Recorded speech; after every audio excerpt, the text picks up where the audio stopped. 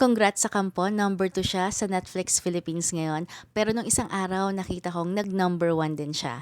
Kampon features Derek Ramsey, Beauty Gonzalez, Zainab Harake, and the child actor Erin Espiritu. Hi guys, it's Anna Rida TV. Maayos ang pagkakagawa ng Kampon. Maganda ang editing, may variation sa mga shots para mas nakakatakot, akma ang color grading para sa genre niyang scary movie, at magaling ang na-assemble na cast. Hindi nagpahuli sa aktingan si Erin Espiritu kila Derek Ramsey at Beauty Gonzalez. She plays the evil child dito sa pelikula. Parang hindi niya nga first time ang galing niya. Maayos din ang acting dito ni Zainab Harake, parang hindi niya rin first time. Actually, natakot ako sa kanya sa opening scene. Maayos din ang special effects ng Kampon, especially yung demon ng bata. May pagkahawig ito kay Dobby sa Harry Potter. Better looking lang. It looked real. Story-wise, okay siya. Natakot ako habang nanonood. Yun nga lang, medyo unclear yung ending. Hindi ako sure kung namatay ba talaga dito si Derek Ramsey o talagang sinadya nilang maging vague for a possibility of a part 2. Ganun din sa character niya Beauty Gonzalez.